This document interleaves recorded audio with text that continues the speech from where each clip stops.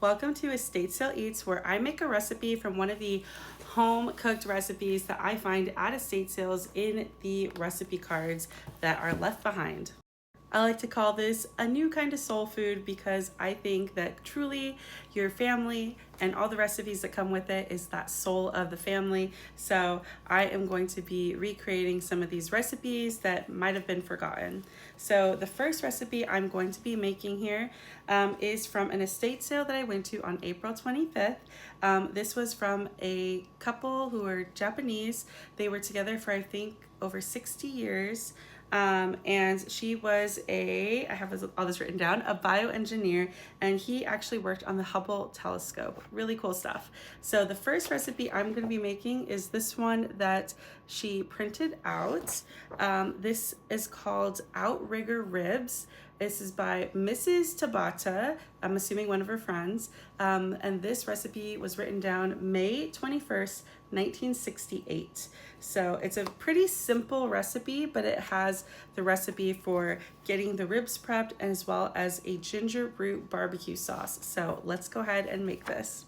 So first things first, you're gonna get about 3 pounds of meaty ribs and you are going to rub them on both sides with sugar and salt. Then you're gonna let it stand for about 2 hours. So let's go ahead and do that. I just have my 1/4 cup of sugar here, and I feel like this is gonna give it a nice crust when we cook it later. I've done this before with a pork shoulder and it came out really nice. So I'm just gonna like rub that in. Just think of it as like a dry rub. If you don't like a lot of sugar on your meats, you can definitely reduce it if you wish. I'm just gonna go by the recipe since this is like the first time I'm making it. So just gonna get that everywhere. And then I'm gonna add salt at the very end.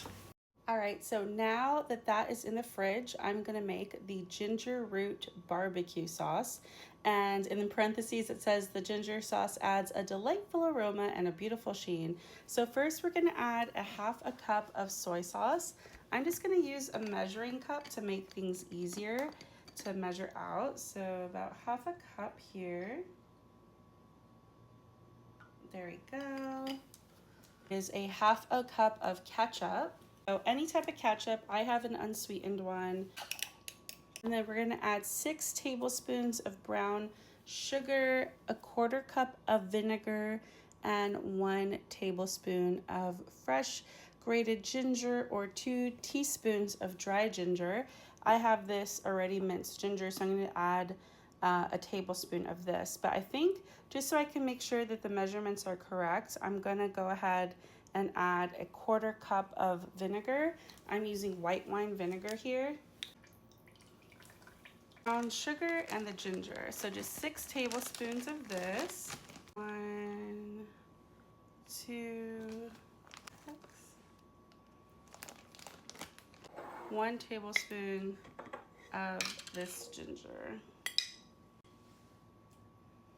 I'm just gonna stir that all up. I'm just gonna use the same tablespoon that I was using for measuring everything. It says to let stand overnight before using, but I think I'm just gonna use it as is once the ribs are done. So if you want a stronger flavor, just let it sit overnight. We're gonna bake these at 350 degrees for 45 minutes. And then we're gonna take them out and add the sauce.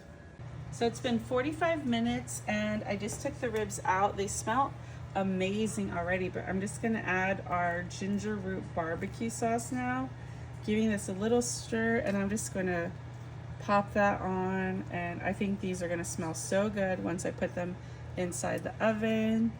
But we're gonna just put a few coats of this on, and then I'm gonna put it in for like an extra hour because I think it said you need to cook this for at least like around 2 hours, or make sure the internal temperature was about 190.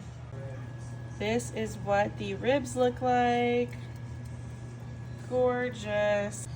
And just cutting into this, you can see that glaze on it. Super juicy and tender.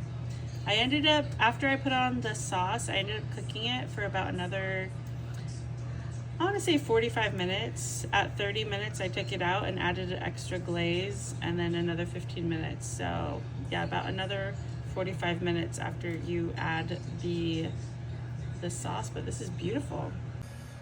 Absolutely stunning. These were sweet and tangy. Follow for more Estate Sale Eats.